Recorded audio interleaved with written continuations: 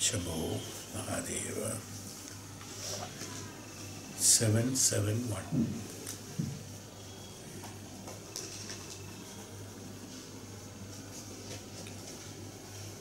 So, as per the Sage Sanatkumara,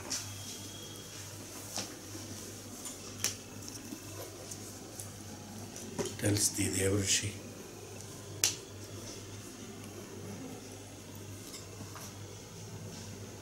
Vijnaanam is greater than the Dhyanam.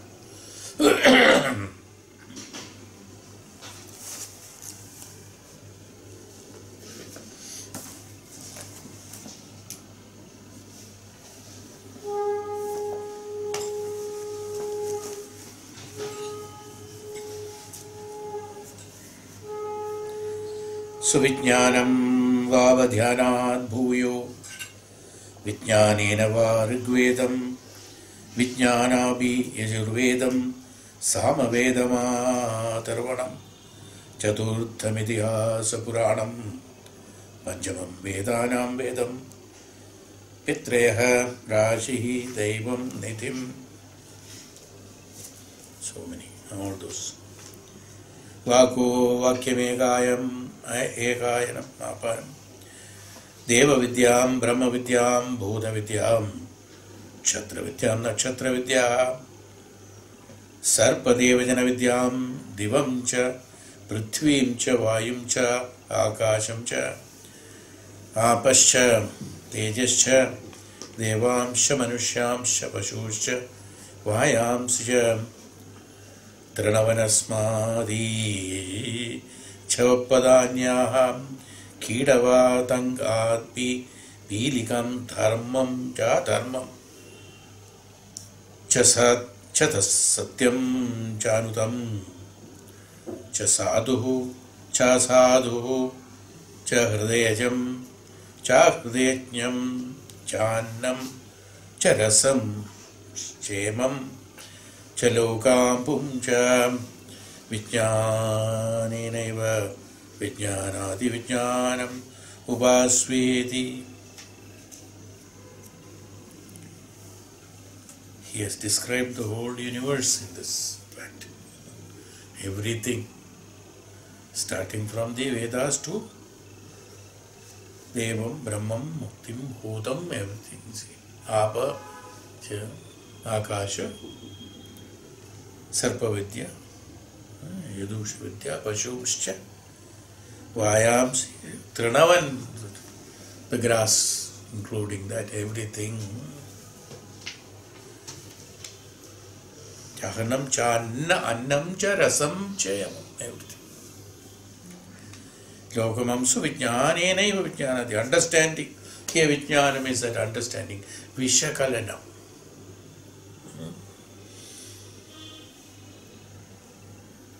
Dhyanam, after Dhyanam, it has to be perceived, understood. The understanding here is that it's not the, here we are speaking on Upanishad, so don't take the materialistic meanings of understanding.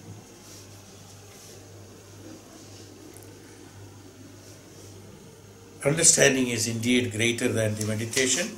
So he says that Vijnanam vava dhyanad bhuyo Vijnaneneva. By Vijnana, all these things, starting from Rigveda, Yajurveda, astronomy, astrology, science and arts and heaven, earth, air, fire, water, gods, men, animals, trinam, everything, completely, drink, food and drinks, this world, all very well known through the understanding alone. Through the Dhyanam, what happens? Through the Dhyanam, the perceiving takes place. At that point of time, since the mana is not there and the analysis is not taking place, it's only transmigration is taking place. After that is taken place, then there has to be an establishment, That's called understanding here. Understanding is that to establish it, that what is received from the Dhyanam. Like he says here,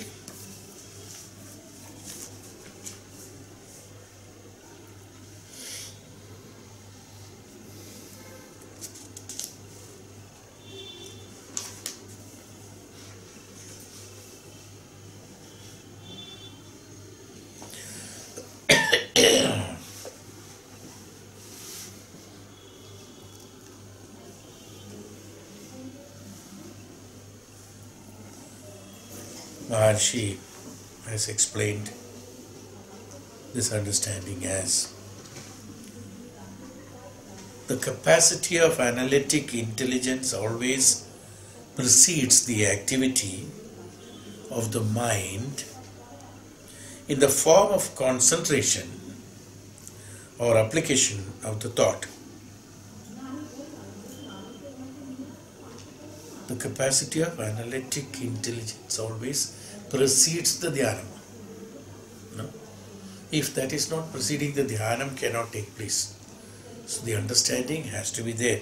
Unless the understanding is not there, it is not possible. So he says the activity of the mind in the form of concentration or application of the thought.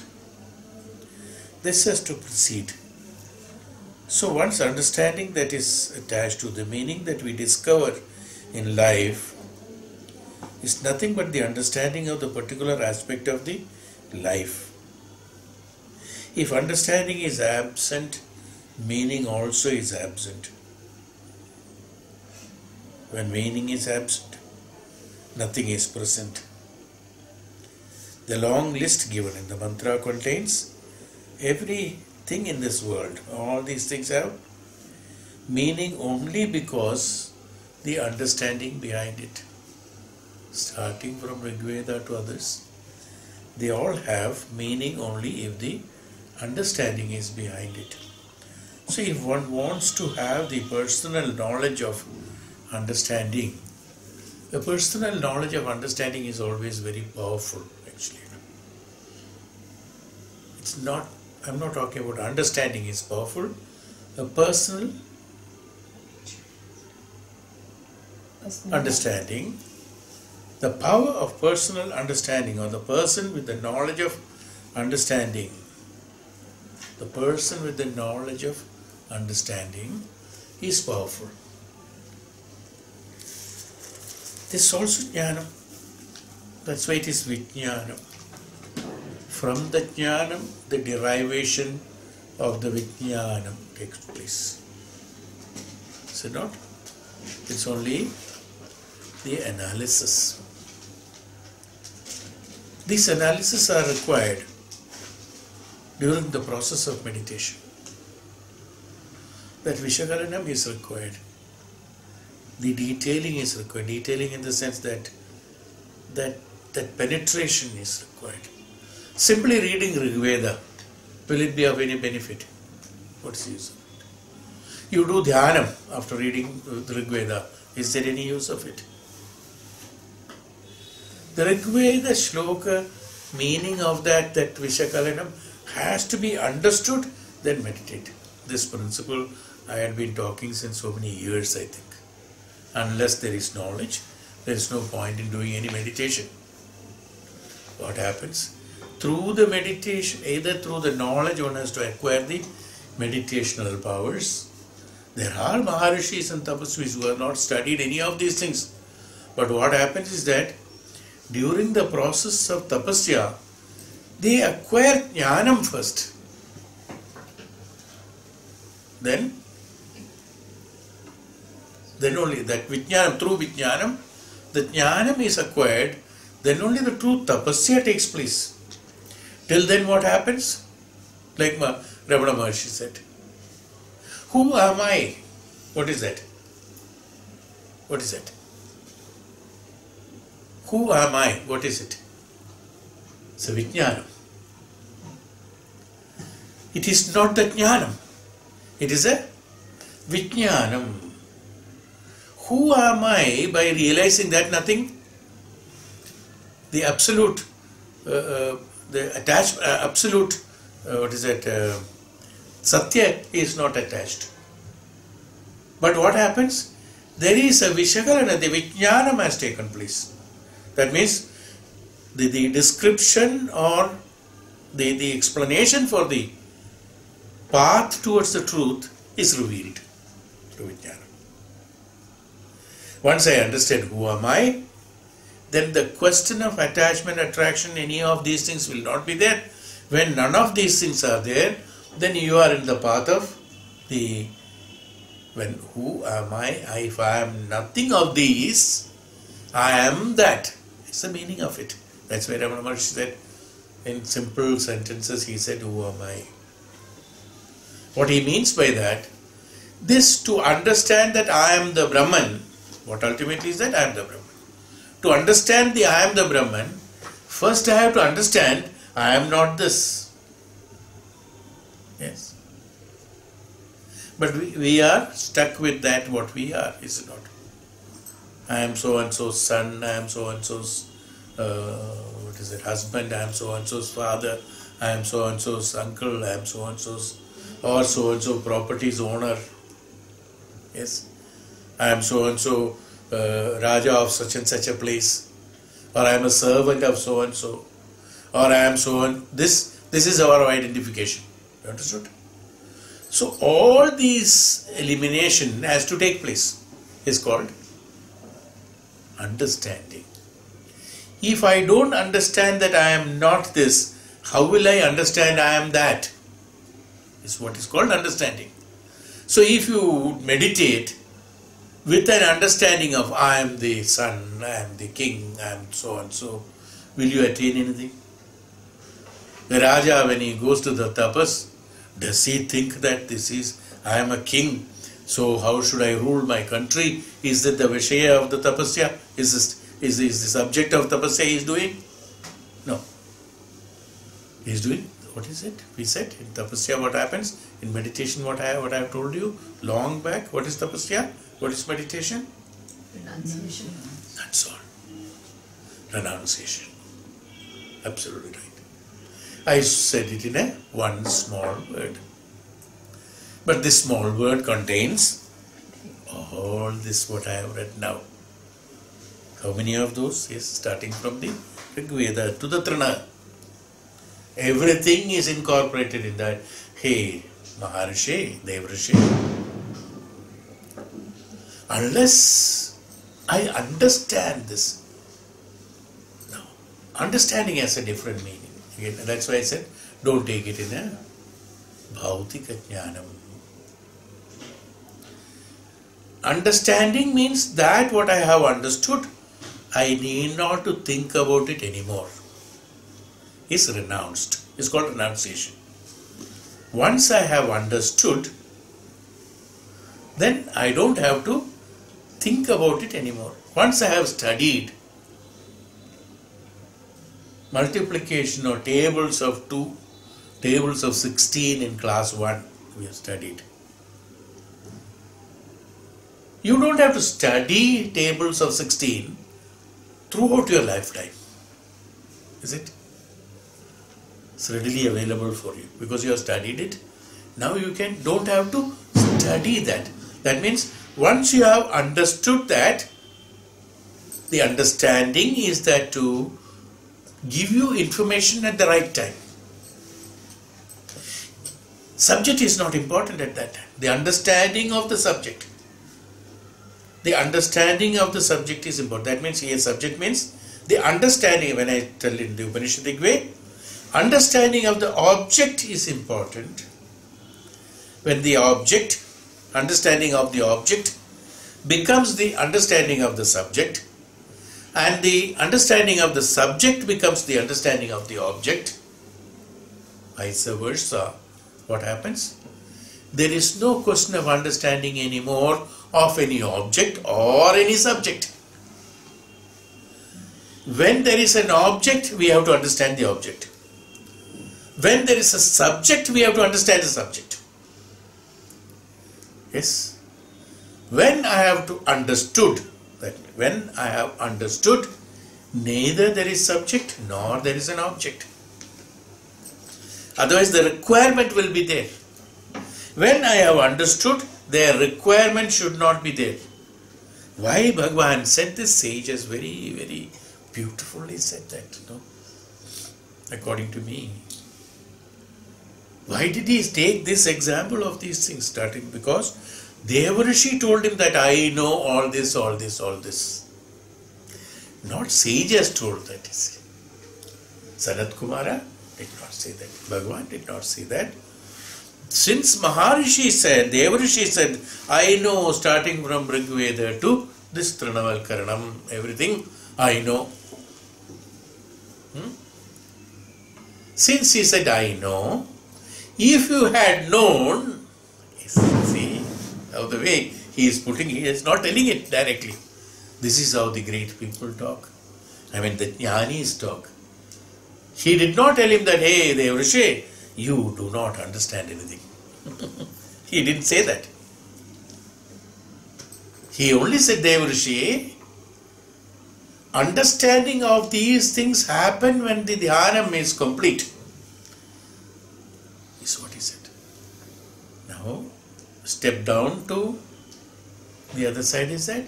That means, once the Dhyanam is done, that understanding of these things should have been done. Now, Deva Rishi has to understand, he will understand that. That means, had you understood Rigveda, Samveda, and this Aushadhi and things like that, you would not have told me the names of it. Nama Upasana would not have been there. Now what happens? You have identified them as so and so. So your thought process, Vijnaanam, is complete by knowing this is called Rigveda, this is called such and such Veda, this is called the Atharvana Veda, and this is the Samveda. Or this is a Jyotisha Vidya, this is astronomy, this is astrology, this is science, this is a physical science, this is water, this is Apa, this is Vayu, or this is Jyotisha Vidya. You have identified them as the divisions of the Vidya has been identified as the Namapa. You have given the names. That means you know them. It's not that Deva Rishi doesn't know. Rigveda is by heart to him. He knows all the principles of Rigveda. But what happens? Hey Deva Rishi, that what you have understood is that you have understood it is in the name of Rigveda. Is in the name of that. In the name of this is what I told. You are living as so and so, so and so, so and so, so and so is what you have understood. Had you understood that you as an Atma, all this complication would have been avoided. Is there any bifurcation or link will be there that I am the father, I am the son, I am the son. Even though you are the father, you are the son, you are the uncle, you are the so and so, you are the so and so, you are so and so.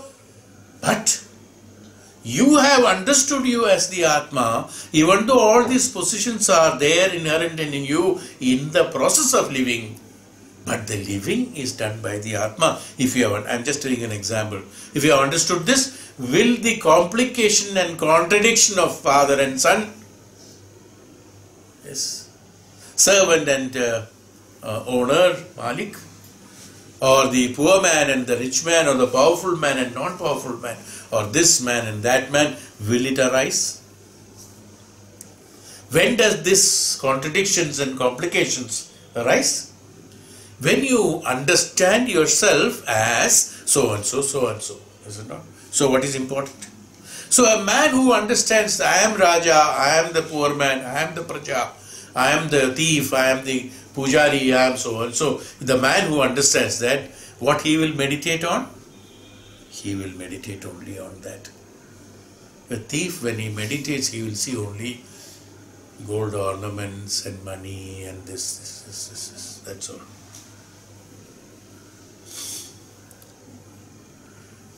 That's why he said the thought. That's why he said here, that specifically he said on that, what he said. That a person with the knowledge of understanding is powerful, and also he said the capacity of analytic intelligence always precedes the activity of the mind in the form of concentration or an application of thought. Here what happens in the tapasya, in the meditation, an application of thought. In Dhyanam, an application of thought involuntarily takes place. It's not a voluntary action. It's involuntarily takes place. So whatever you think, I am so and so, I am so and so, I am so and so, I am so and so. The thought establishes that.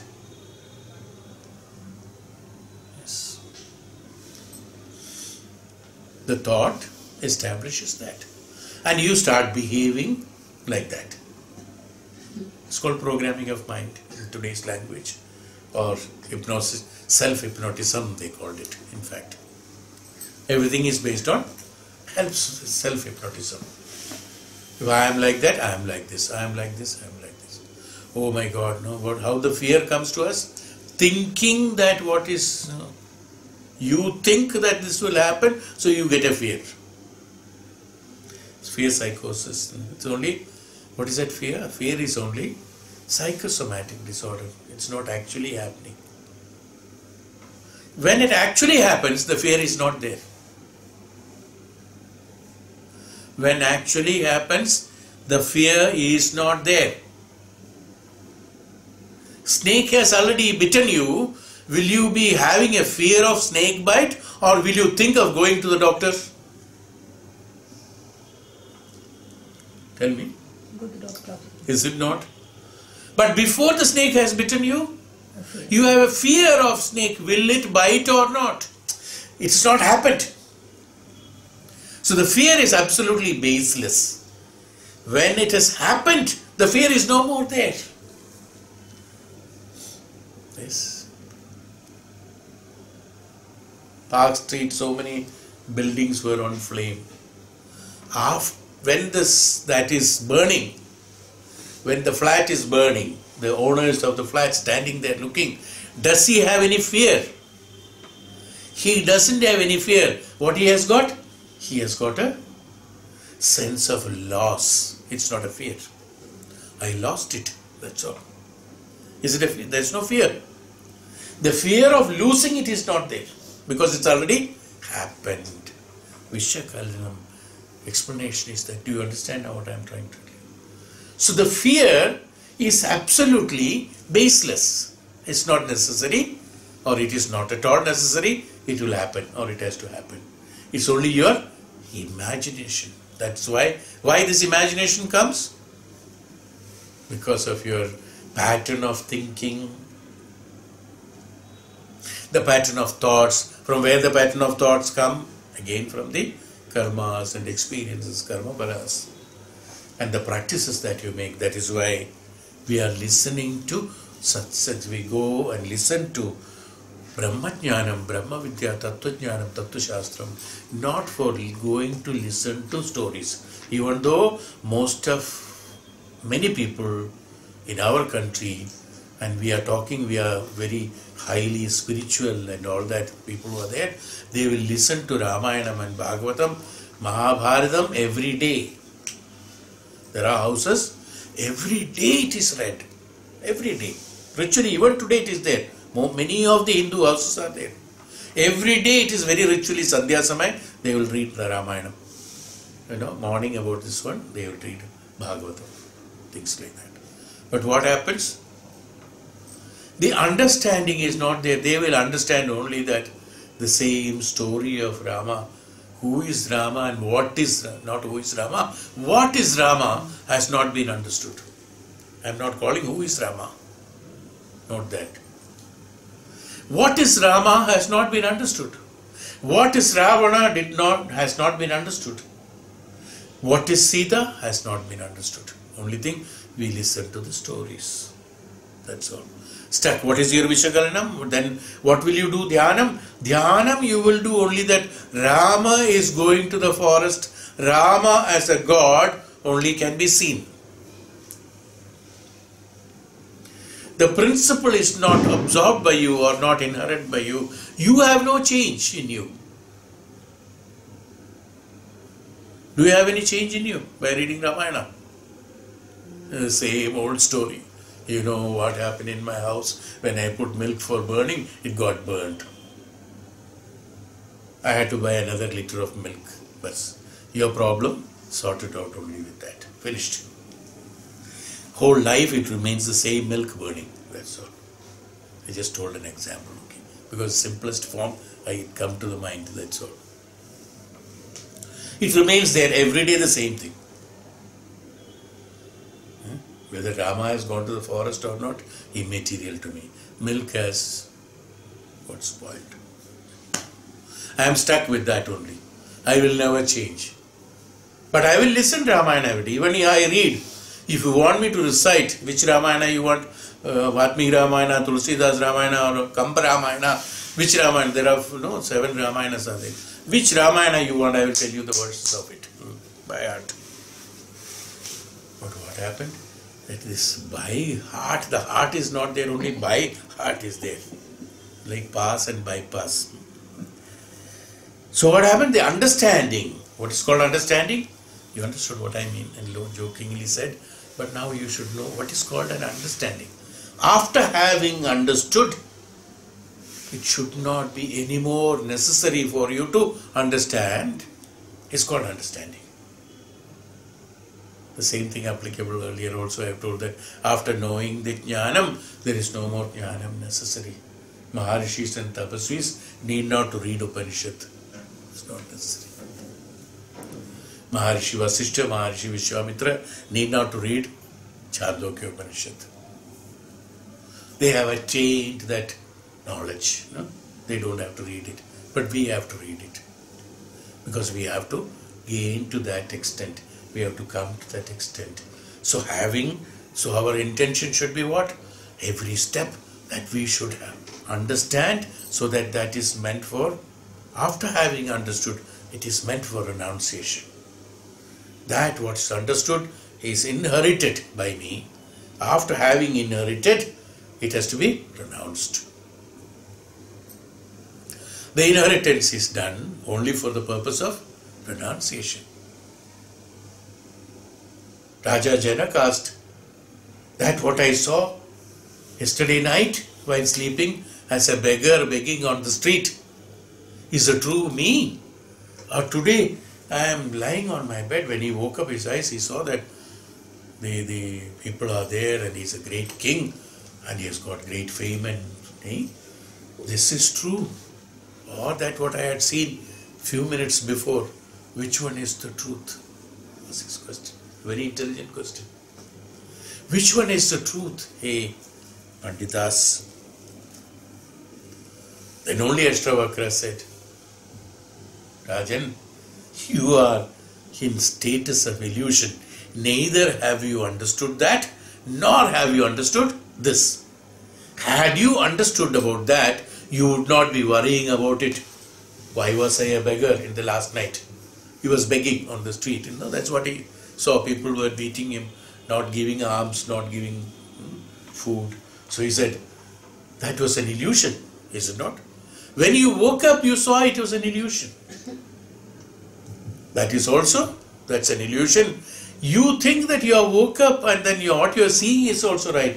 Is also an illusion. Hey, Rajan. Ashtavakra said, none of these things are there, because in that you were a poor man begging, in this you are a king ruling. Both are not right. What is right? You are that Atma is right. Understood? So if you understand you are a king, that also you are not understood. If you are thinking you are poor, that also you have not understood. I am just telling you the meaning of understanding. You understood?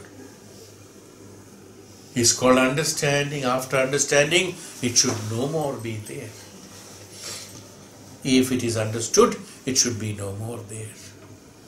Like that neti, the neti principle is applicable like that. Then only the proceeding of the Dhyanam, the thought proceeding of the Dhyanam will be absolutely clear, where there are no preoccupations in the thoughts preceding Dhyanam. If there are preoccupations, during the Dhyanam, it will only be projected.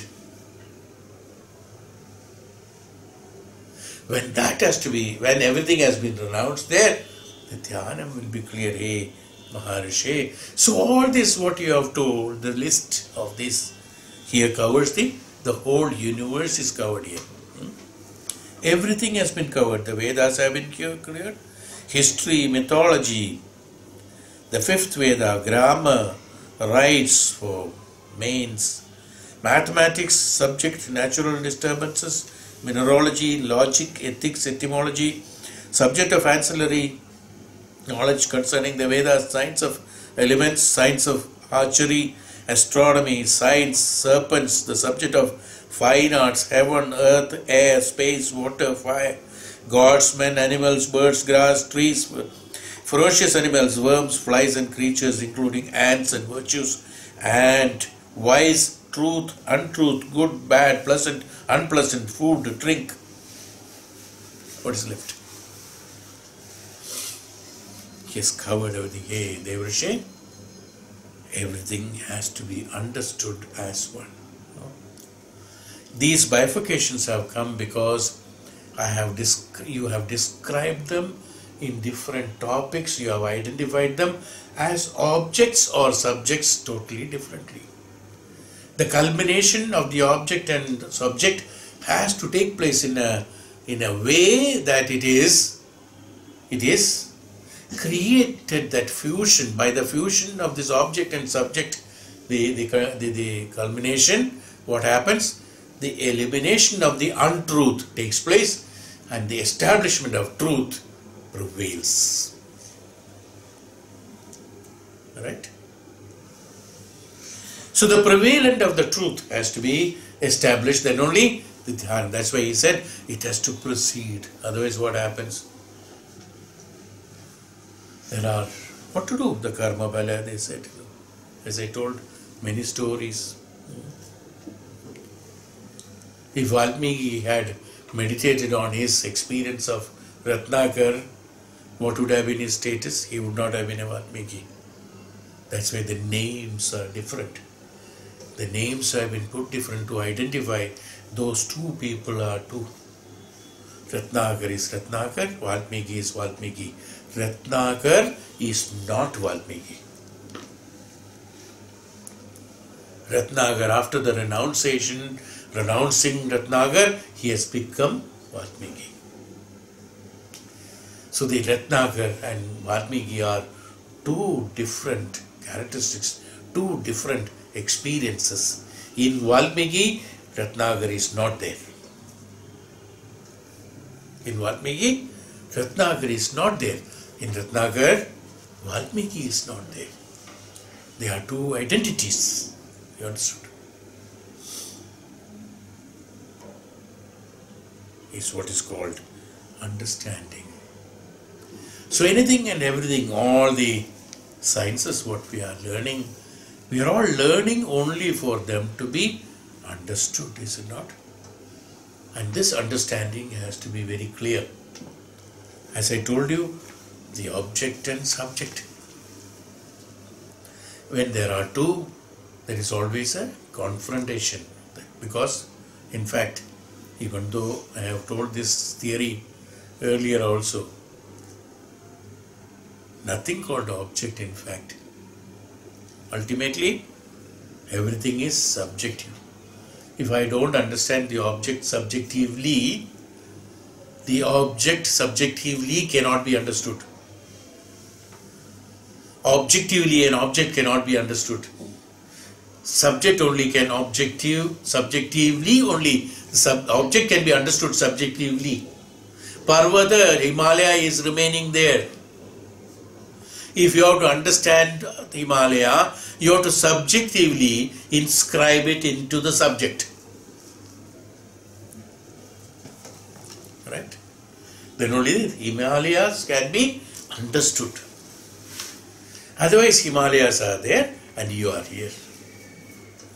So Himalaya has to be understood, perceiving them in subjectively. So how do you understand the Himalaya? Subjectively, not as an object. See, when you look at like this, everything is subjective. When you are there, then only everything is there. When you are not there, nothing is there for you. as far as you are concerned. So everything is subjectively understood. Now, if a man subjectively understands and identifies only the subject, then also there is a problem. This also has to be understood. That's why Ramana Maharshi said, when a person who understands everything subjectively, for him he has to understand, who am I? So that the subjective also has to be released. We understand that this is called understanding. This understanding is not through the mana, not through that, even though it is told that intelligence and other things are told through the prajna. Prajna, when the prajna is there, the understanding has taken. Actually, it's again a bifurcation of the prajna only. When there is prajna, where is the question of understanding? Everything is dissolved in that, So, hey Maharshi, Deva Rishi, a person with knowledge of understanding is powerful. All know this very well. One's power depends upon proportionately on the depth of or extent of one's understanding. Vijnaanam. This is called Vijnaanam. So, hey Deva Rishi, along with the Dhyanam, Vijnaanam has to be understood. Vijnanam. So, Vijnaanam considered to be superior than Dhyanam, even though, please understand it very clearly, even though Vijnaanam has to precede the Dhyanam, but Vijnaanam is considered to be superior to Dhyanam. Why? Because unless the Vijnaanam is there, Dhyanam will not be perfect. Then, as usual, Maharshi, he understands that yes, the one who meditates on Vijnaanam is supposed to be powerful. Then he says, Bhagavan, is there anything more powerful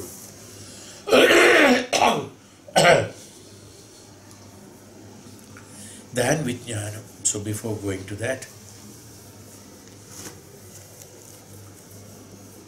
this Vijnaanam, it's a very big subject, so I was not touching that, but my mind is not allowing to continue further without telling.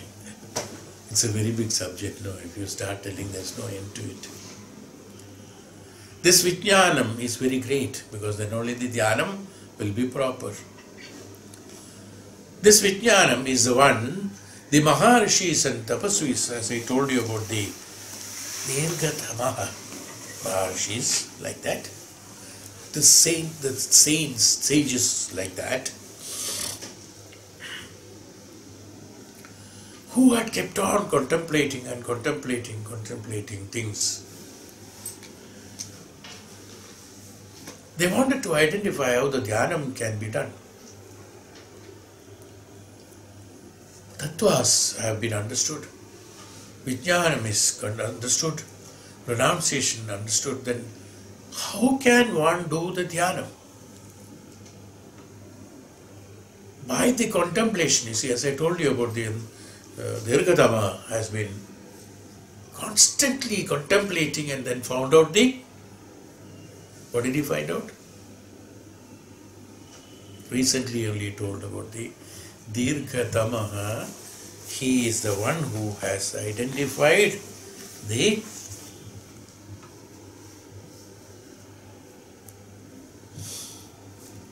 Chaitanya. With a lot of Dirghadama staying in that darkness of ignorance, he kept on contemplating on that, then he realized Prajna, and then the Chaitanya is the one which is prevalent. Similarly, the Maharshis and Tapasvis, great saints, have kept on contemplating and thinking and then processing and Vijnanam, kept on trying to understand and understood, eliminated neti, this principle has been adopted. And ultimately what happens? What is this Chaitanya? What is this principle? What is this Tattva? Then only certain akaras have come. is how they have prescribed the Murti Puja, Akara, identification of the Akara has been understood by these reflections. Is it a truth? It is not a truth. It's an illusion. Well, it is an illusion. Like we found out many things, like Prajna. How to concentrate, where to concentrate. We will be coming to that subject later. So I have not told why I said that was. See what happens, this principle has to be understood very clearly.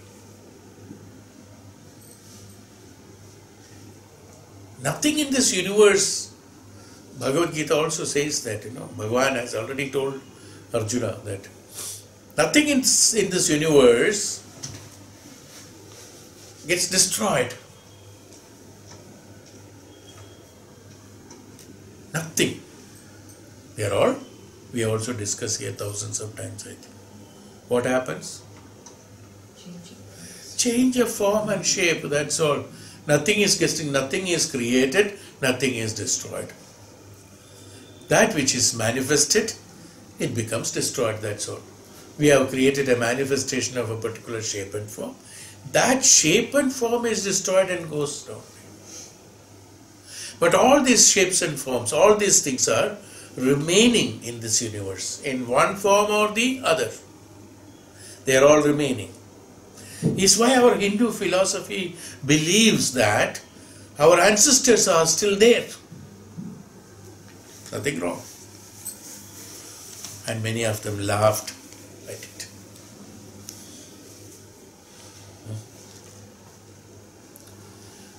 I am not talking about the ordinary, this one. They all change, the molecular changes takes place.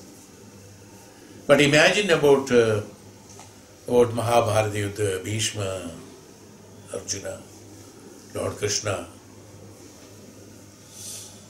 Was great saints. Vasishtha is no more there physically in this world. Vishwamitra is not there in this world.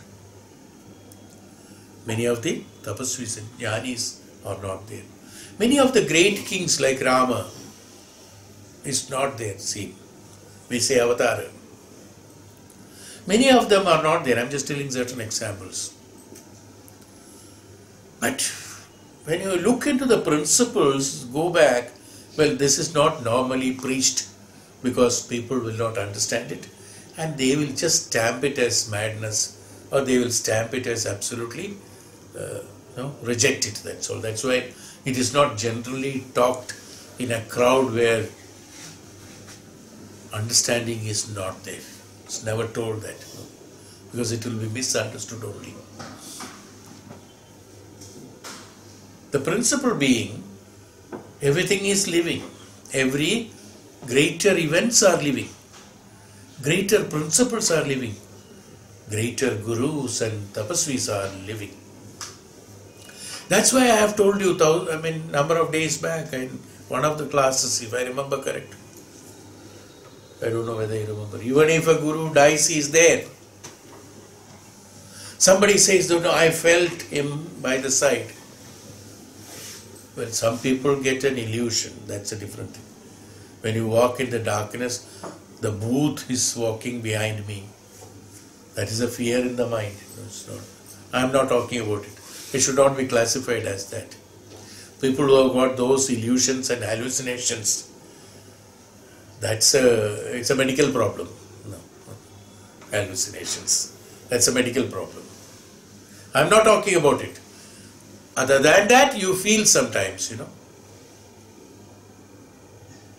You feel that, yes, that there is something.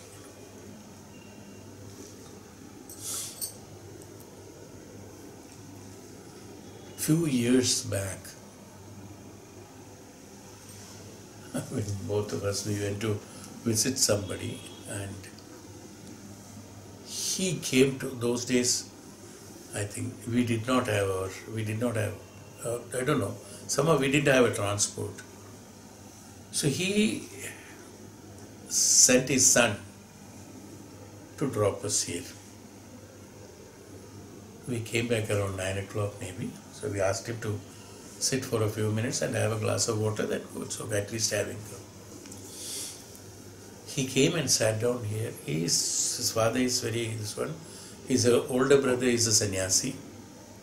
That tradition is there. The moment he sat, there was nobody else. We two were only there. He said, I am hearing the gunguru of the Devi walking around. Not once, twice, he got up, he went into that room, came back, and then he says, still I can feel step. Now, well, as I told you now, suppose you offhand, you listen to this, what you will say?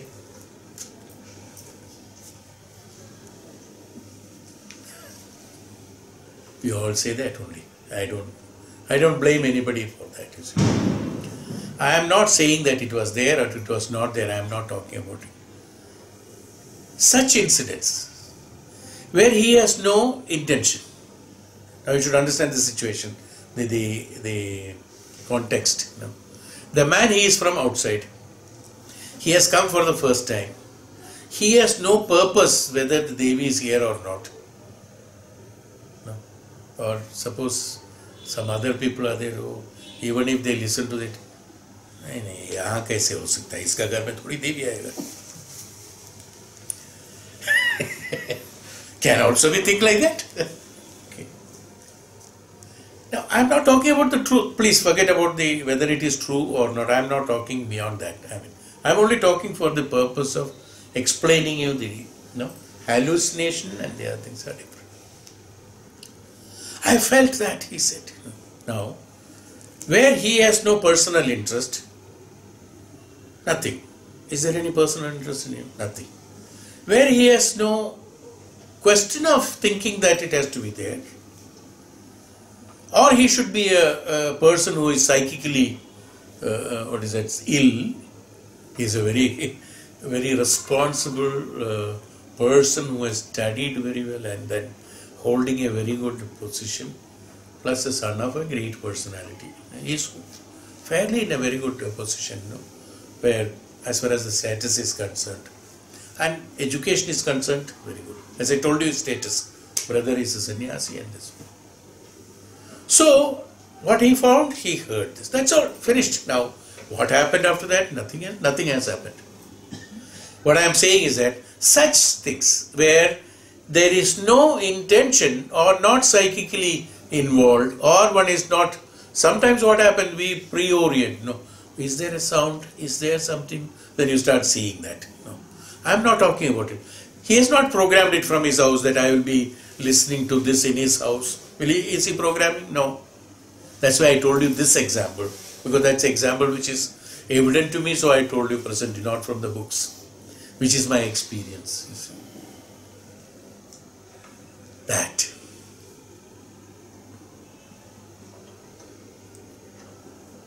Feeling of that, seeing of that.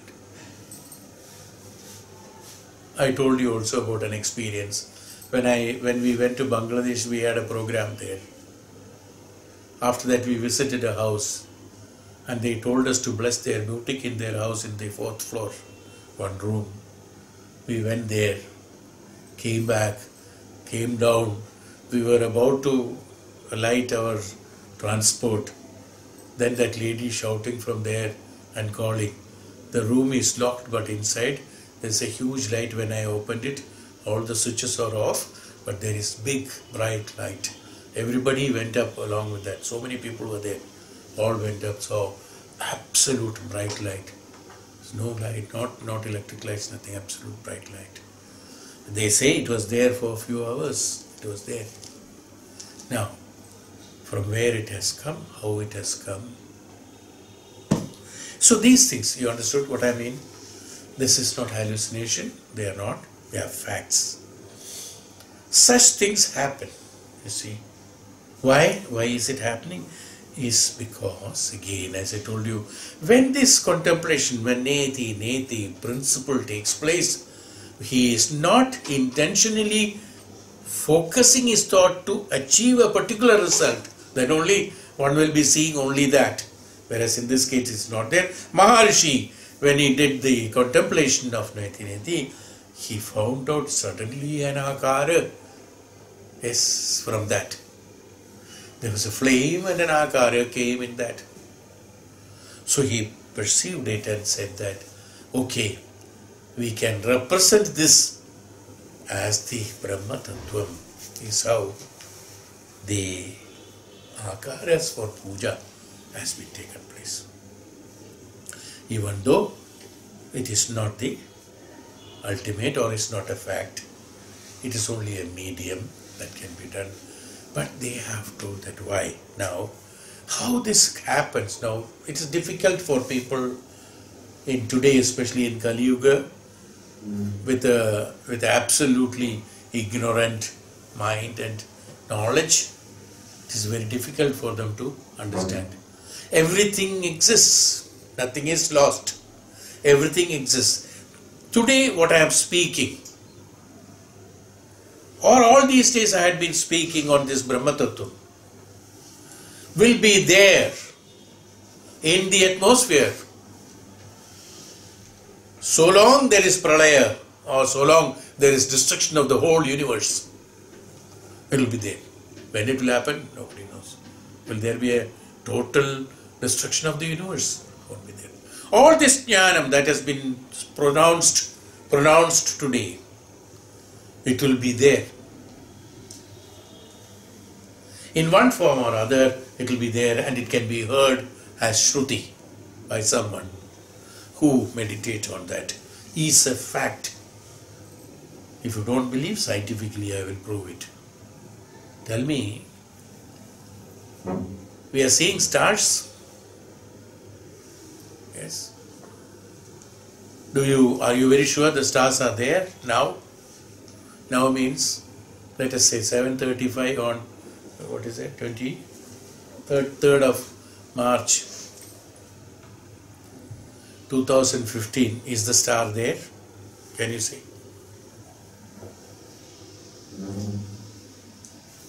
You cannot say. You know why? The stars are, we all have learned it in, I think, school level. I think we have learned it. Stars are all in millions of light years away from you. Many of the stars, I am not talking about all the stars. Many of the stars are, which you are seeing even, are millions of light years away from you. Am I right?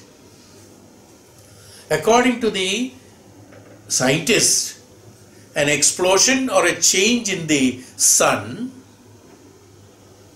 takes 4.5 minutes to reach the highly powerful sensitive instruments to receive it in Earth. It takes 4.5 minutes, according to the scientists. If you ask me the authority of it, I do not know. I am not the authority. I am only telling you what I have heard or read. That's all. 4.5 minutes it takes is what the scientists are saying for this most sensitive instrument to perceive it, not to your eyes, naked eyes. For your naked eyes, it may take even more. Same way, there are stars which are millions of light years, not normal years, away from you. That means an information from the star to reach you will take so many millions of light years. Very simple to understand. That is so many millions of light years away means what? An information to reach from that to you will take millions of years. Or an information from you to that planet will take millions of years. You understood? So that what I speak today, that jiva who is there in that planet will listen after that millions of years. Alright? Is it living there or not? Has it died along with me? Has it gone along with me? Or has been spoken and forgotten? or gone, vanished, diluted? No. It is there, existing.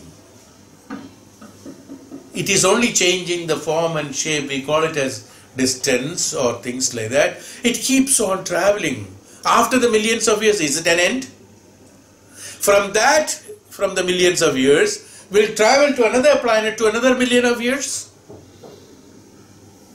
That means this Brahma Tattvam, Brahma Jnanam, which is the truth, Dharmam, what I am speaking, will remain forever.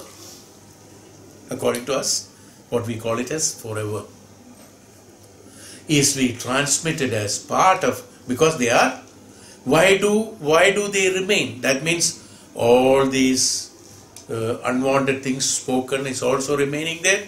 No. They will not remain. Why? Why that partiality? Yesterday only I spoke about having seen a movie and I felt very, very good and cried also. That crying also should be there in that. When you are telling what you said is there, what I told also should be there. No? Maybe your argument. It will not be there. Why? They are contradictory to the Sanatana Dharma. Those which are contradictory to the Sanatana Dharma will get diluted in the Dharma of Sanatana Dharma.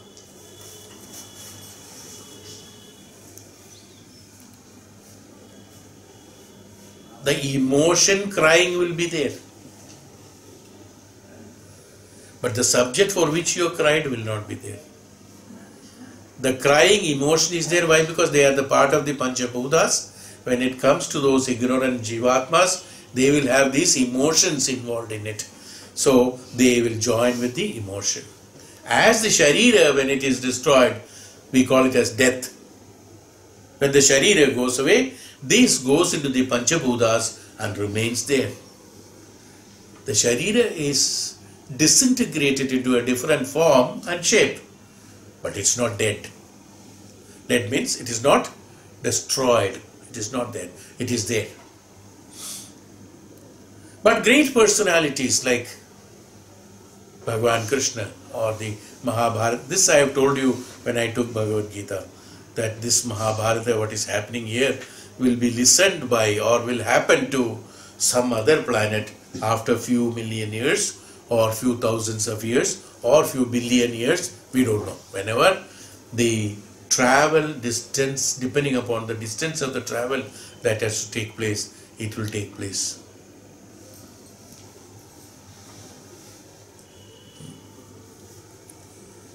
You understand now the principle of the universe existence. So is why the other things will get diluted, but that which is the Sanatana Dharma, that which is there, the informations, all adding to the knowledge, they all will be assimilated in that and will be transmitted as Shruti, is how the Shrutis have been formed.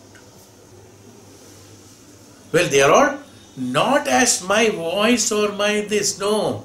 This as a principle, probably, yes, my voice, my figure as it is, will also be reflected in that planet. The same figure, the same shape and form, the same sound, the same voice can be listened in the same. Yes, there is nothing wrong, nothing that. Because that destruction is not there, because it becomes a part of the Satya.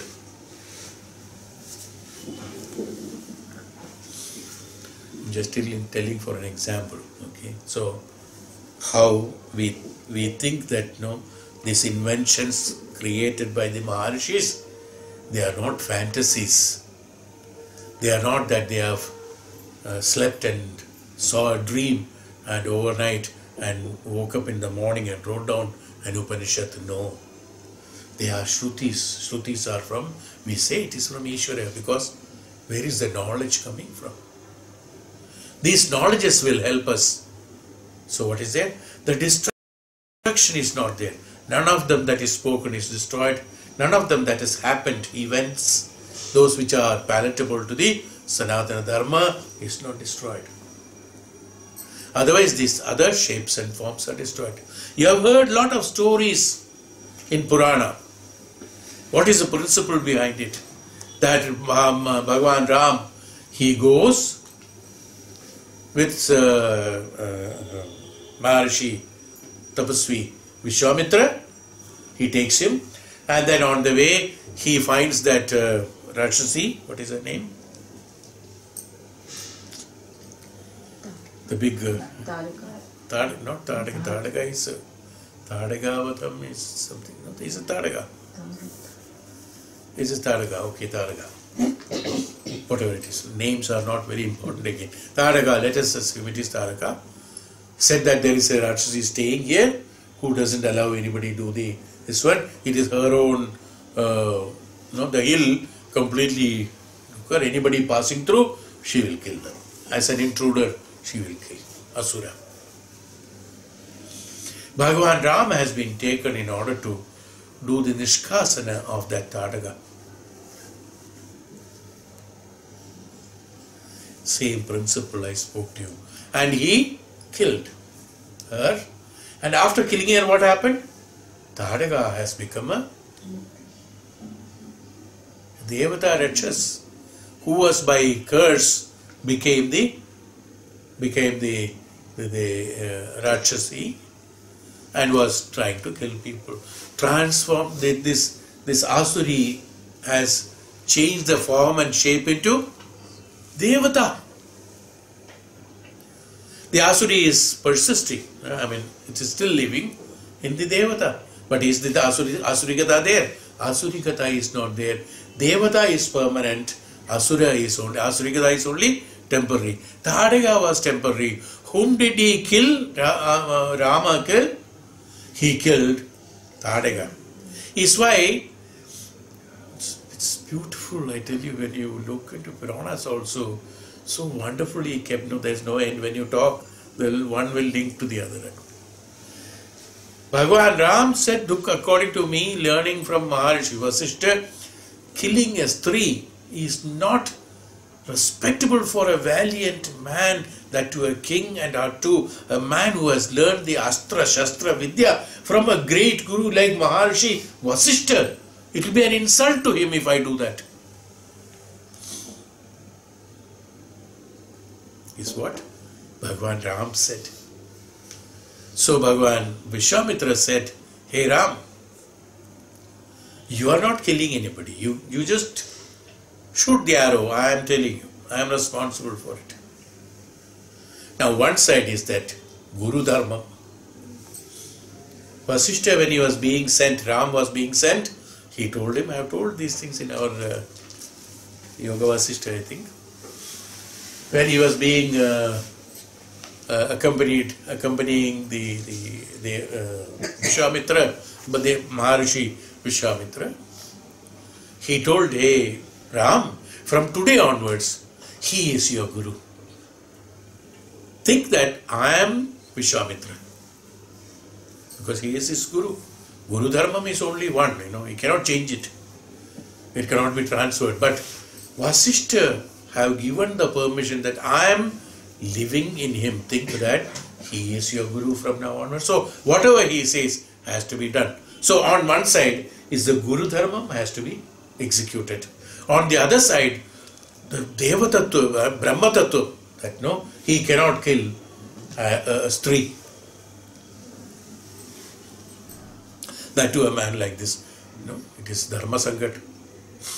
In between what to do?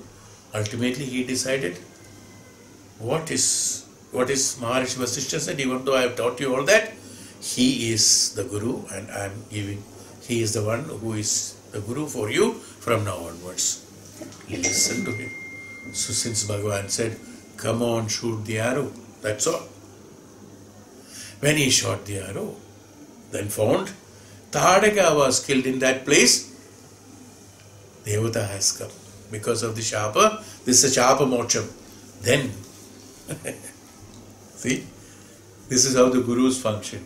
They will not tell why and what beforehand itself, informing about astrology of that. He said, just do it, that's all. After doing it, then he asked Ram, did you kill a Stree?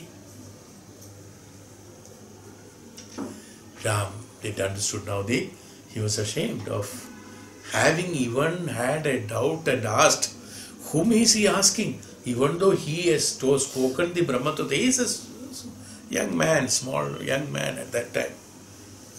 16 years or 16 years old, that's all. But even then he said, I have learned all these things from Bhagavan, Deva Rishi, Maharishi Vasishta. I should not have asked him, because I should have known that whatever knows by Maharishi also knows by Maharishi Vishwamitra. Having known this, do you think that he, being a Maharishi, will he violate this principle of Brahma Tattvam? This thought did not come to Bhagavan Ram's mind. Had it come, he would not have asked him. He would have immediately shot the arrow. Now what happens? His knowledge was his obstruction in order to identify. What is that? The renunciation of that was not there. So he said, whom did you kill? You killed Tadaga. And what happened? Tadaga is what? Another form which is a destructive form due to certain amount of, because of the curse. And the curse has happened because of some sort of negative activity by that Devata to a Maharishi or to another Devata. This has happened. That's how this curse has been imposed on that Tadaga, and she became the Tadaga. So whom did you kill actually? Who destroyed? You destroyed the evil, and when you destroyed the evil, what happened? Devata is persisting. Similarly, why did I tell this story? Do you know? I told you that your crying and your subject will not be stored in the atmosphere is because they are against the Sanatana Dharma. Tadaga is against the Sanatana Dharma. The Rupa of the Tadaga from the Devata has been removed and Devata has been established. Understood? Understood the principle? How beautifully explained in the personification of certain forms and shapes. So a form and shape has been destroyed. When a form and shape has been destroyed, another form and shape has been established. Which was that? That was the original form and shape. So what happened? That manifested form, which is Tadaga, was a manifested form. Only for a purpose of punishment it has taken place. So this manifested, whatever has been manifested, has been destroyed, and the retention of the reality or the truth has been prevailed upon. I understood?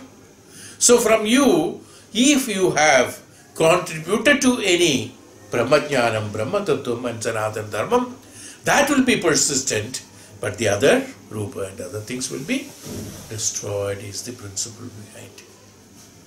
So nothing is destroyed. Are you getting it? What happens? Am I able to explain it properly for your understanding? Okay, if you understood, that's good enough. Then I am happy. Then comes Maharishi. Deva Rishi said that which one? These are all the big principles. Please remember these things. That nothing is destroyed. Millions, billions of years it will be there. It is on that principle things have been told that these will not be there. But doesn't mean that the ancestors are in different forms will be there. If they are contributory to the Sanatana Dharma, then they will persist. That's why they said somebody after that will merge with the Bhagavan. Now we say, I also told you that after fifth layer, after above the fifth layer, then the rebirth is not there. They are there. Now many people think, oh, it is an illusion. No, you cannot imagine they are there. No, but they are there. They are there in the form and shape, in the same form and shape. Many of the parikrama, the Narmada parikrama people have told, written books, and people have told that they saw saints and tapasvis and jnanis even today. They appear when in need of help when you are doing the parikrama. They will come and help you. Where are they coming from? That shape and form from where? Existing. No? That's why we said they are all there. Mrityu is not there for them. The Mrityu is there for those shariras, and they are able to assimilate. Do you mean to say that their sharira doesn't get divulged and diluted into Panchabhutas, they also get. Maharishi Vasishtha, when he goes to transcends himself into Bhagavan Shiva and merges, do you think that Vasishtha Sharira will be there? It will not be there.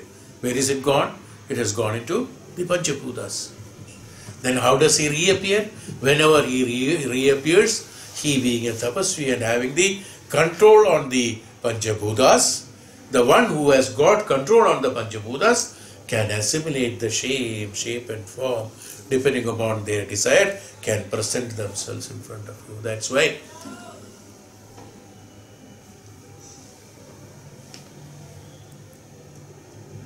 this has been explained, I think, long years back through my classes, that this appearance is possible. That is why Bhagavan said, this knowledge is guhyam, guhyataram, he said. It's not easy to learn. What is that easy? How to know? That which is, chara, charam. I have explained about the chara and achara. Chara is supported by the achara, that from nothing something has been created, even though principally from nothing something cannot be created. But he said that something has been, something is also there, nothing is also there. Now, in modern mathematics, even Einstein has explained about the theory of relativity. I don't know, mathematics you have learned, then we all must have studied about the theory of relativity. In theory of relativity, the first sentence written by Einstein is that whatever I am telling you, you have to believe it. There's no explanation. Logically, it cannot be understood. Theory of relativity is that. If I say you are standing on your head now, you have to believe that you are standing on the head now. Then only you will understand theory of relativity. Is exactly what Upanishad explains. Vishwasam is not. Because this Vishwasam of Brahman, how can you make it in you before I explain the whole thing? Before I explain the whole thing, if the concept of the Brahman is not there, how will you understand? You should have the concept of that, then only you will understand what I am speaking, like understanding. Vishakaranam, Vijnaanam. What is that? What is that?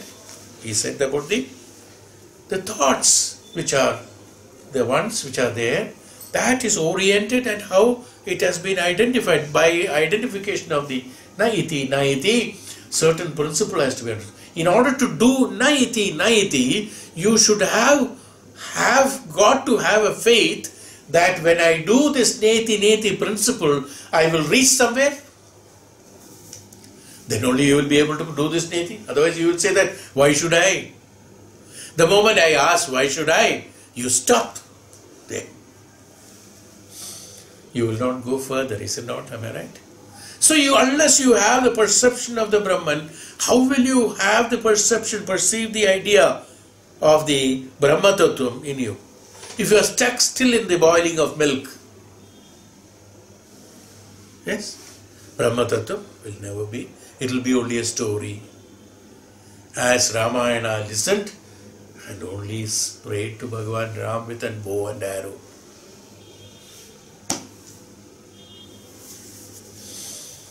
And used only for the chanting or some sort of bhajans. What's the use?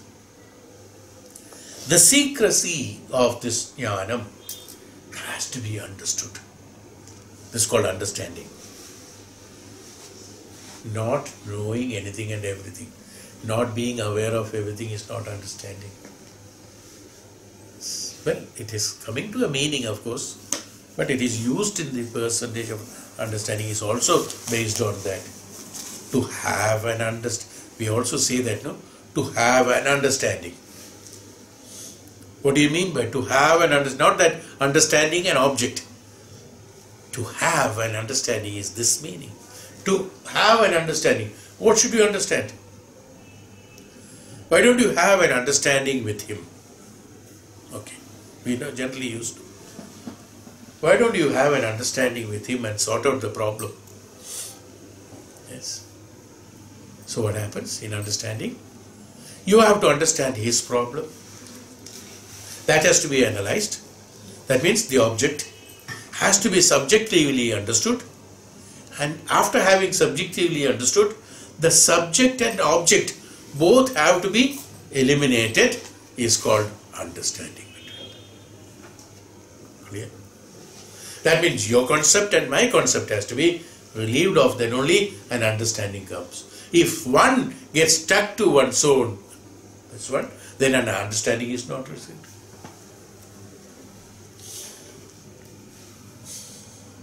An understanding is that I have accepted subjectively, an object has been converted into subject and the subject has been eliminated, is called an understanding. Is it not? In a meeting or in a discussion, an understanding is documented. Minutes of understanding. That what I am saying, he is not accepting. That what he is saying, I am not accepting. Ultimately what happened? That not accepting by you and not accepting by me is eliminated. So accepting by you and accepting by me remains. See how it is analyzed?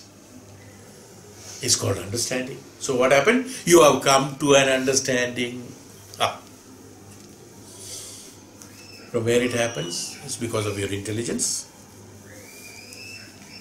your efficiency.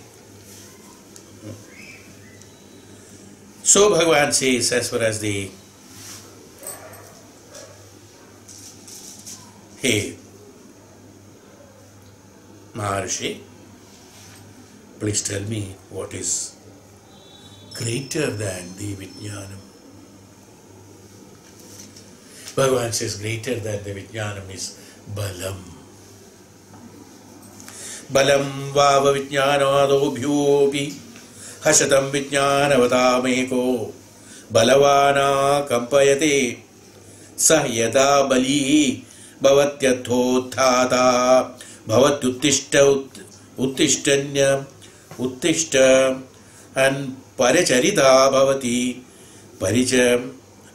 parijan upasata satta bhavatyu prasidan drashtya bhavati shrota bhavati mantra bhavati manta bhavati bodha bhavati karta bhavati vijñāta bhavati balena vai prithvi tishtati balenan antariksham balena dyor balena parvata balena deva manushya balena pashavasya vayamsija trinavanna sapyada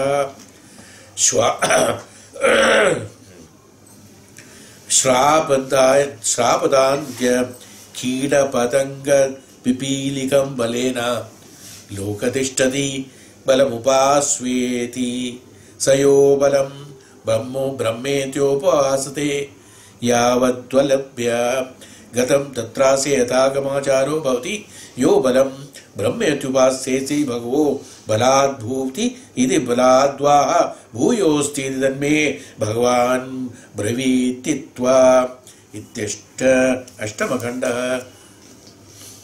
So this is 8. Where we have come to 8? Here. This is 8. Balam. Balam is 7, 8, 1 and 2. So he has explained about the Balam. For all, with Balam, everything is Balam. Balam, Shakti, Balam, strength. We are very familiar with Balam. Is it not? We are all Balavan only, no? One way or other.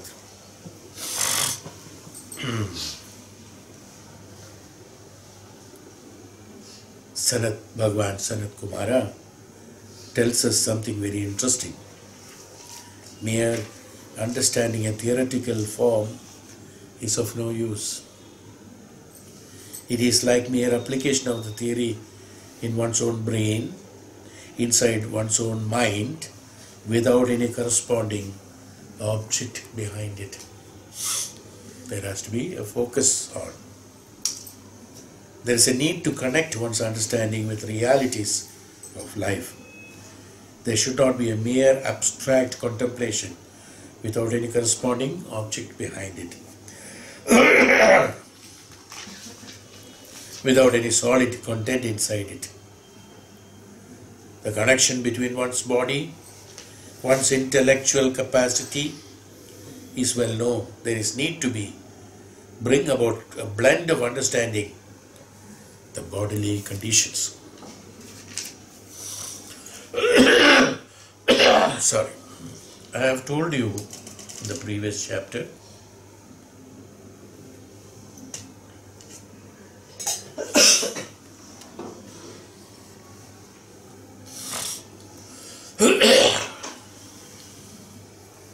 Maharshi, Ramana Maharshi has told that, who am I? Just by knowing I am this is of no use. You have to know who am I and what am I. Both has to be known.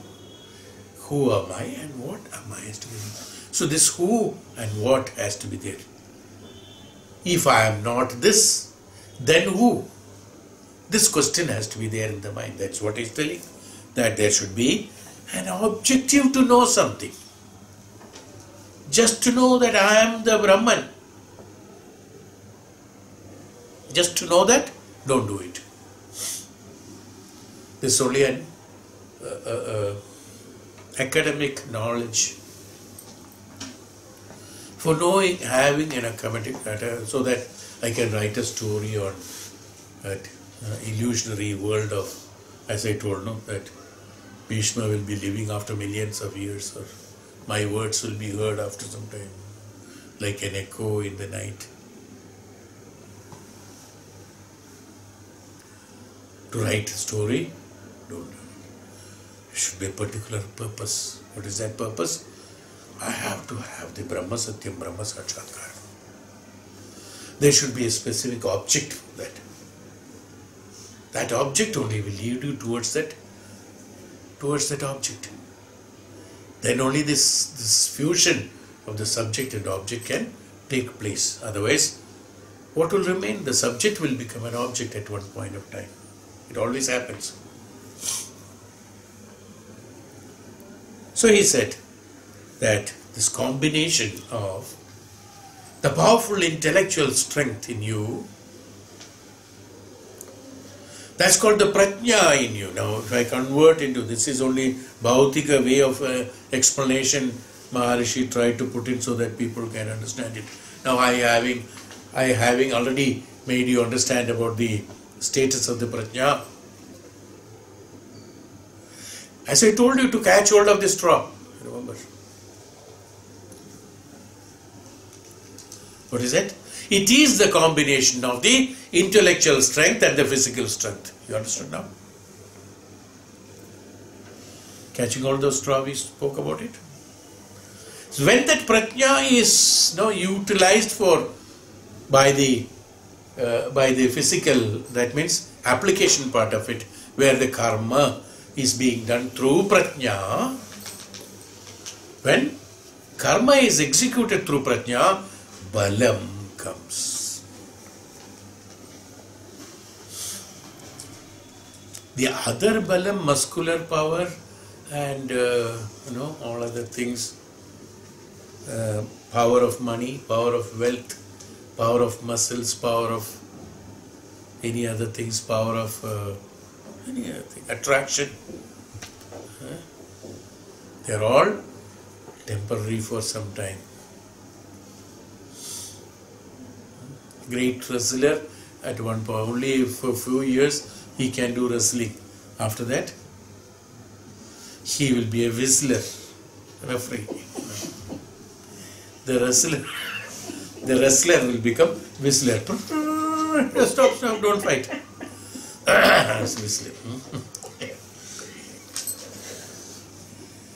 So what happened? It's perishable, that Balam. What you call it as Balam. Even though it's also Balam. For some time it was Balam only. Power of wealth, so long the wealth is there, that power is there. So long he is in power as a king, he has got the powers. So long he has got the, zamindar, he has got, the zameen is gone, then he has become only dar. Dar, that is Bengali mein loan, no? Dar diyechu.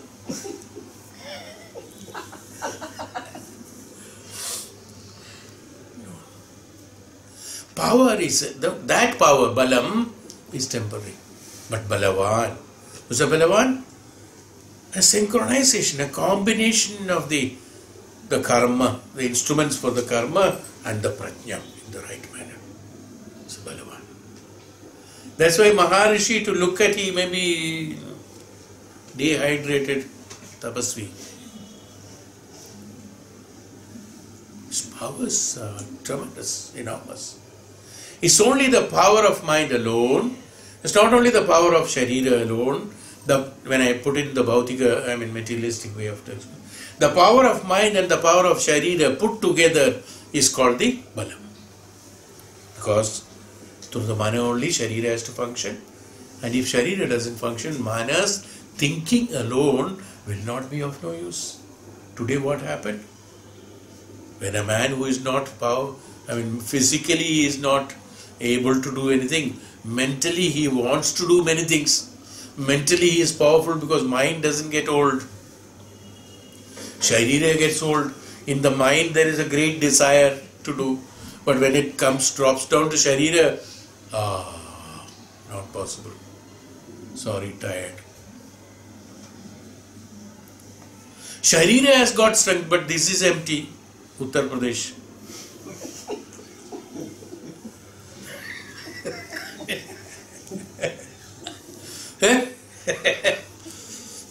What is the use? Madhya Pradesh will be absolutely no use. The Uttar Pradesh is not empty. Correct? Combination of the prajna and the karma. Prajna and the karma, when you synchronize, becomes very powerful. Tapasvi does only those karmas which is directed by prajna and with all nishtha, and it happens.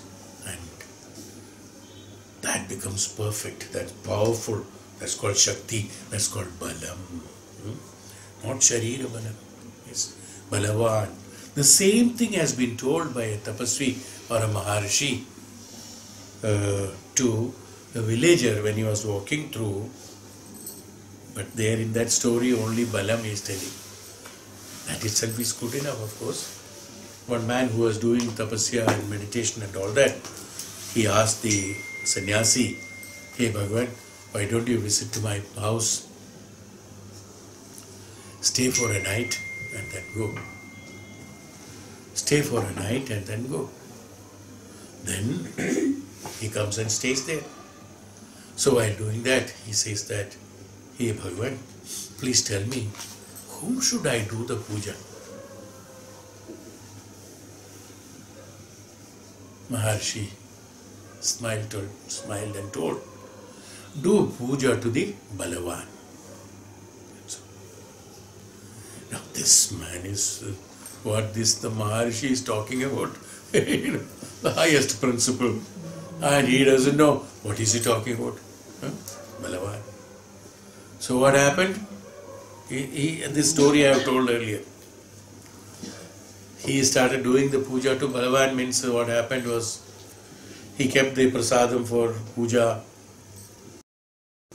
So one rat came and ate it, so he thought the rat is Balavan. Cat ate the rat, so cat is Balavan. Did the puja. And the cat was caught by the dog was the Balavan. And the dog was beaten up the wife was the said, "You come and sit down, you are the Balavan, so I do puja." Wife has done the puja. At one point of time they found that he has beaten up the wife. So he said, I am the Balavan. I started doing puja. Like that. He did so many things. He could not find any. And actually, this is not the way. So when Maharshi, after so many days of tour, he came back, again came to the same house. He said, hey, I am totally confused. This is the process I have done.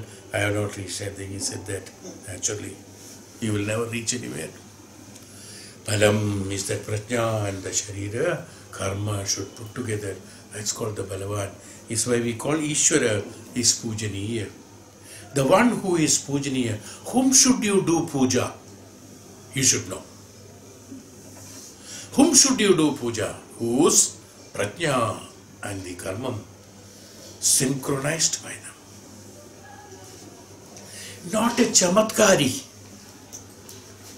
Not one who can create objects in magical way.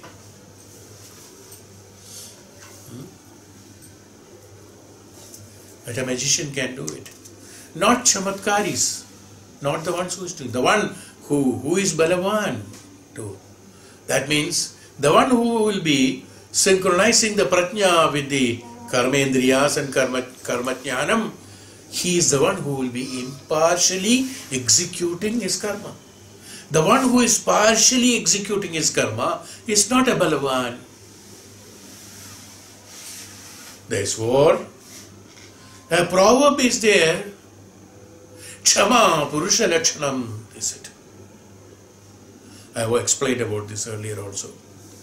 The one who is having patience, the one who is having the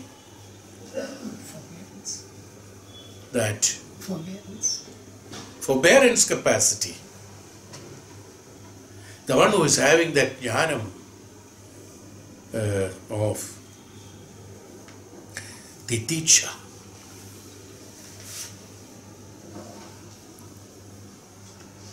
he is the one who is Balavan, whom to puja should be done. Anybody, everyone who you respect, you can do puja. There is nothing wrong. That is according to your respect. Fine. You can do the puja to your mother, to your father. That's okay. That is one kind of puja. I am not talking about that puja of that daily you do some, you touch your mother's feet, whoever she is. You touch your father's feet. Absolutely right. No problem. Whom should you worship? Is what I am talking about. Here what I mean by puja is the one who is able to synchronize his prajna. It's very difficult to understand by looking at it. So I had been reading a book on that Himalayan masters or something like that. It's a Muslim boy, Swami Abhedananda, those days he's talking about so many years ago, practically only with a loin cloth, walking on the street and asking for lunch, fruits for lunch or dinner and going there. So his grandmother said that all these people are like that. Look at them walking around like this. Who is that? No. Swami Abhedananda, who has reached the level of height of the Brahman. No. Swami. He was walking and he is asking for this only to propagate these tattvas and all that. So everybody talked about it. But this small boy of 7 years old or 6 years old or 8 years, whatever it is in that Balya Avastha, he found some attraction and glow in him. Others could see only that somebody who is naked man walking around. He could see the glow in him. He followed him. He took one fruit, what was given to him to eat. He hid it in his shirt inside and took it and gave it to Swamiji. See, small boy. His grandmother scolded him, where is that fruit? He said, I gave it to Swami. Next time don't do these things. Don't get entangled with all these people. is what the warning gave him. He, even though he says that, being a small boy, even though I listened it very quietly, externally I have to accept my grandmother, I pretended to be accepting inside me that Swamiji was awake. And he kept on thinking about him. This is how his story begins. I've just told you that. What is that? Whom to do synchronize? Why he is young, so small, and is an innocent boy. For him, there is no question of Muslim or Hindu or whatever it is. Or there is nothing like that. He is an innocence. That innocence, godly innocence in him, could reveal the one who is Pujaniya. So with this fruit, he did the worship to him, is what I am trying to tell you. He could see the worship. You see, who? Swami Abhedanda, who could synchronize his prajna with his karma. Not with the Sharira Bala, not with the Mano Bala. He is not doing anything. He is asking, begging only. Or his disciple is begging, he is walking. He is not begging actually, his disciple goes to house and he is going along with him. You understood what I am trying to tell you? Various examples I put so that you get a complete overall and all the concepts, not only bifurcating only on one path, everywhere. So this principle is absolutely applicable to everywhere. That's what I am trying to tell you. So this prajnavan, that's why the prajna awakened, that's why catching the straw. This is what is called catching the straw. Who told that boy?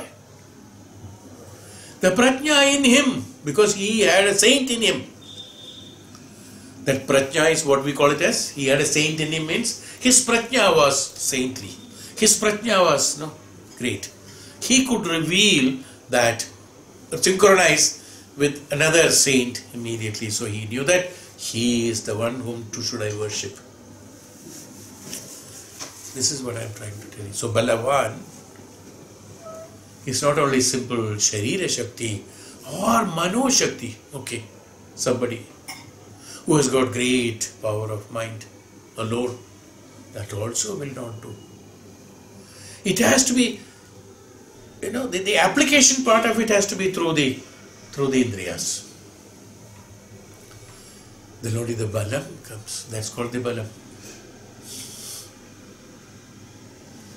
Sharira Shakti is one kind of Balam, Mano Shakti is one kind of Balam. They are all Balam only. But here what we are talking about, Balam Vava Vijnana Bhuyopi Hashatam Vijnanam.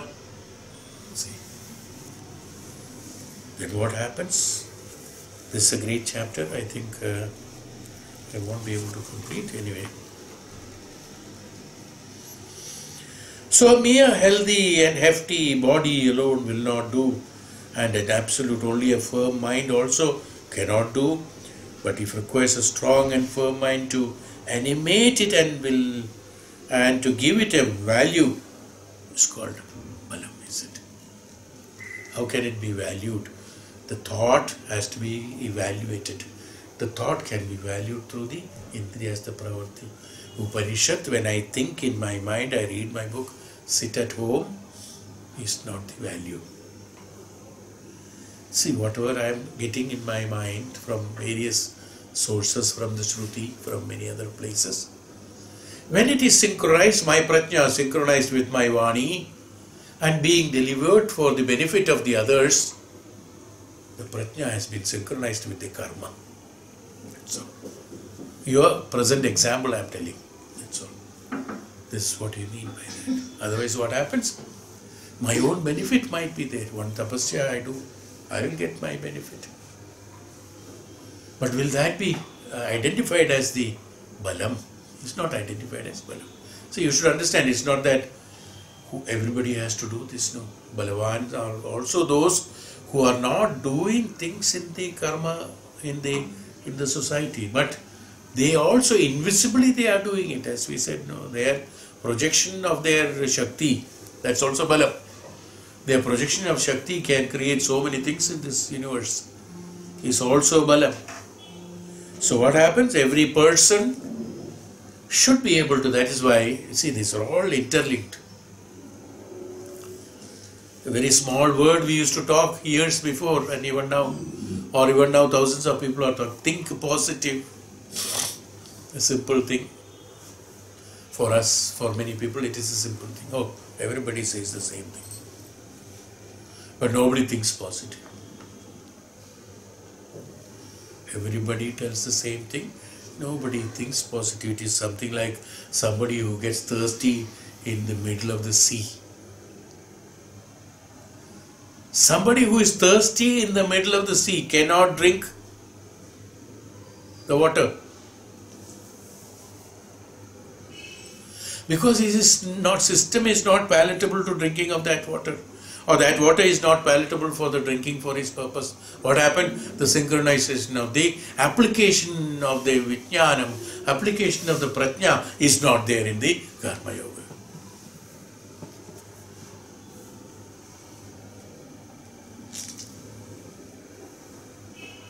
So Balavan is that. What did I say just before this?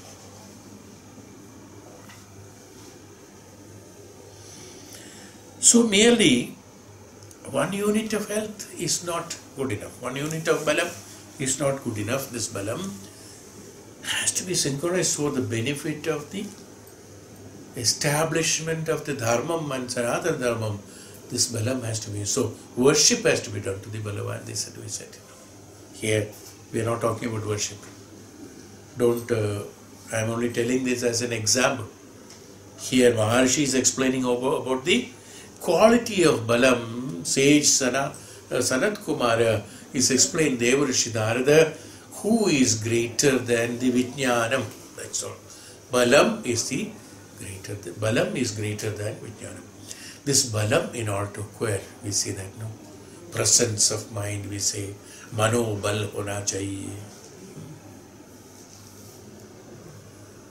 Presence of mind has to be there. The mind has to be present. What is that presence of mind?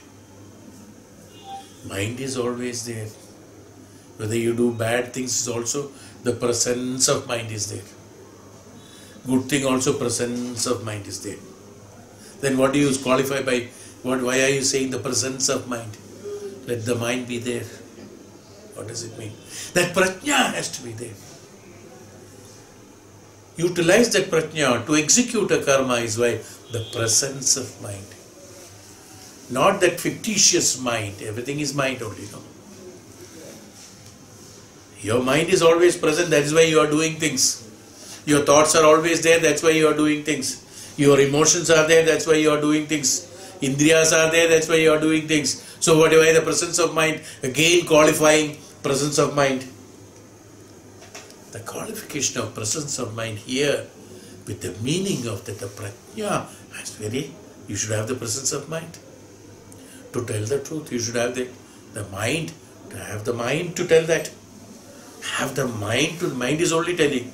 Then why again saying that have the mind to tell the truth? In order to tell the truth, you should have the idea to tell the truth. You should have mind to tell the truth. So many words are used. What is that? Everything is what? Prajna is called catching this drop. Is it clear? Prajna should be utilized. Prajna is already there, you should know. We have already explained the process how to acquire that. After getting that prajna, revealing that prajna, utilize it for the purpose of doing this. Then only the principle of Balavan comes. Now, he is talking about Bala, the strength is the union of power of the psyche with the power of body. In simple words, union of power of psyche and the body. The union of consciousness with its object. How comes? You see, it's not stopping there. Union of consciousness with the object. I have explained you all this while only. What is that? What is it? What did I explain? What is the meaning? Union of consciousness with the object. Subjective. Discrimination of the object through subjectively and objectively identify the subjectively identify the object, ultimately eliminating the subject and the object is called consciously union of consciousness with its object. In one word, union of consciousness with its object. Where is the object? In consciousness. So where is the dissolving takes place? In the consciousness, subject. So in the consciousness, who is dissolving? The subject as well as the object. Who remains? Consciousness remains. Again I go back to the example I have given you very, very, very well for your benefit. When we said Namopasana itself, I so said that. Do a pratishtha. That's why I said, look, I will not be telling this. You have to every time connect with this. Do a pratishtha. Just surrender to that pratishtha. What happens? Everything is giving to that pratishtha. So what happened? Union of consciousness with its object. Its object. Whose? Pratishtha's object. What is that? You are gaining the knowledge of the object which is being surrendered and submitted at the samarpana to that pratishtha, whomever you have done the pratishtha, and then you are doing the samarpana to the pratishtha. When you do the samarpana to the pratishtha, what happens? The consciousness of its object has completely become the consciousness. The one who does the samarpana becomes the one to whom the samarpana is done.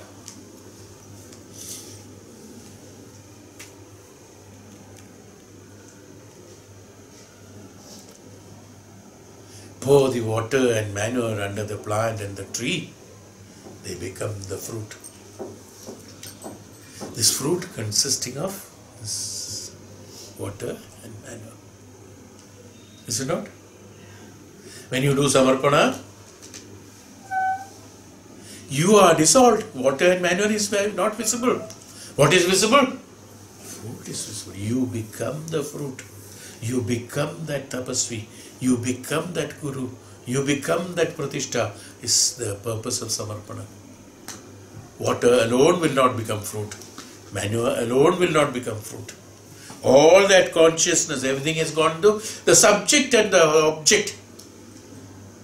Should get completely absorbed into the consciousness, because subject has to be understood, object has to be understood subjectively, so that subject will get dissolved into the object, will get dissolved into the subject, and subject will get dissolved into the consciousness. That's called the union of consciousness with its object, he said, with the object name, with its object. Why? Because every object is from the reflection of the consciousness. Himalayas, I remember, from my consciousness that is stored here. I don't have to go there and stand at the foothills and then look at Himalayas every time to know Himalayas. Consciousness. His strength is the Balam. Strength or power is superior to everything mentioned earlier.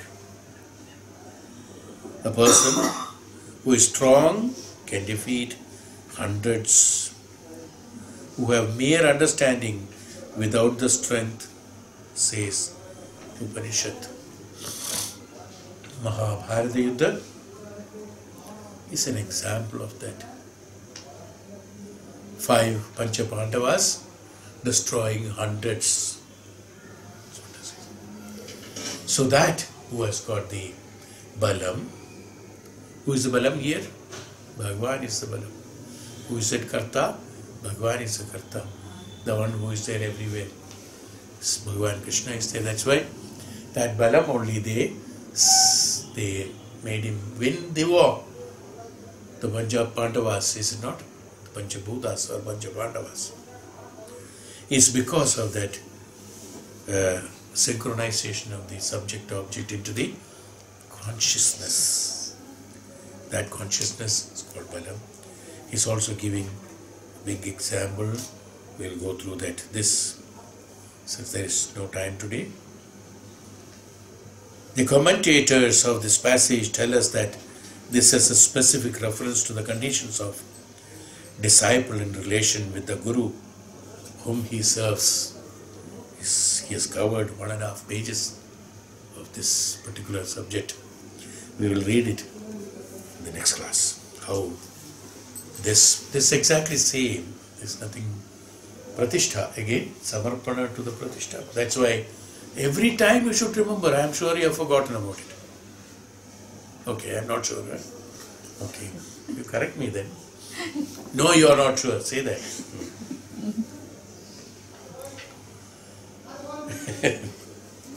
Because that's why in the introduction I said, because every time it's not necessary to repeat. So in the introduction we have said that where you store.